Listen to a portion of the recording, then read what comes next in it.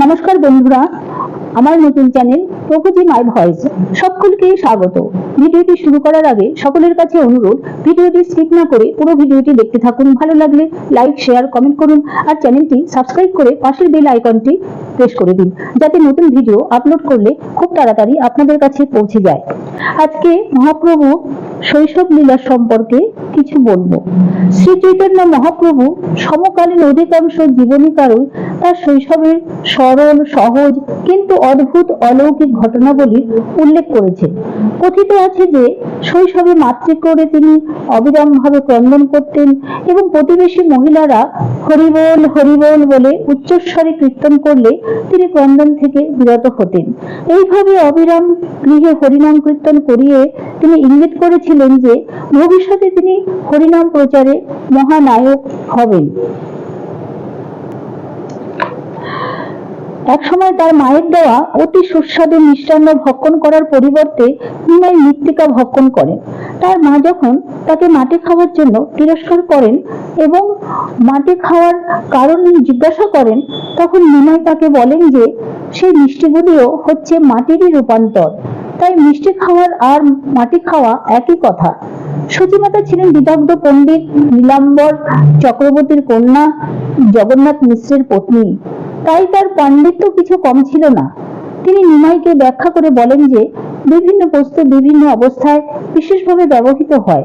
কলসির আকারে জলের পাত্র রূপে মাটি ব্যবহৃত হয়, আর সেই মাটি যখন ইটের রূপ ধারণ করে তখন আর তাকে জলের পাত্র রূপে ব্যবহার করা যায় না।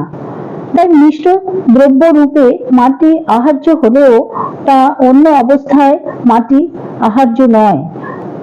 তার এই যুক্তি শুনে বালক নিমাই মাটি খাওয়ার জন্য তার ভুল স্বীকার করেন এবং প্রতিজ্ঞা করেন যে ভবিষ্যতে আর কখনো তিনি এইভাবে মাটি খাবেন না। আরেকটি অলৌকিক লীলা বর্ণনা করা হয়েছে। এক সময়ে এক পৈতৃক ব্রাহ্মণ জগন্নাথ মিশ্রের গৃহে অতিথি হন। তিনি যখন ভোগ রন্ধন করে ধ্যানে তার শ্রীকৃষ্ণকে নিবেদন করেছিলেন, তখন শিশু নিমাই সেখানে গিয়ে সেই ভোগ খেতে শুরু করেন। শিশু নিমাইয়ের এই আচরণে ব্রাহ্মণ অত্যন্ত বিস্মিত হন। শ্রী জগন্নাথ মিশ্রের অনুরোধ পুনরায় তিনি রন্ধন করেন এবং আবার যখন তিনি ধ্যানে সেই ভোগ শ্রীকৃষ্ণকে নিবেদন করেছিলেন, তখন শিশু নিমাই এসে আবার তা খেয়ে ফেলেন। নিমাইয়ের এই আচরণে সকলেই খুব ক্ষুব্ধ এবং অনুতপ্ত হন। জগন্নাথ মিশ্র নিমাইকে শাসন করতে উদ্ধত হন এবং সকলের অনুরোধে সেই ব্রাহ্মণ তৃতীয়বার রন্ধন করতে সম্মত হন। তখন গভীর রাত্রি। নিমাইকে একটি ঘরে ঘুম পাড়িয়ে তাকে ঘিরে সকলেই নিদ্রাভিভূত। সেই গৃহের দ্বার অর্গল বদ্ধ।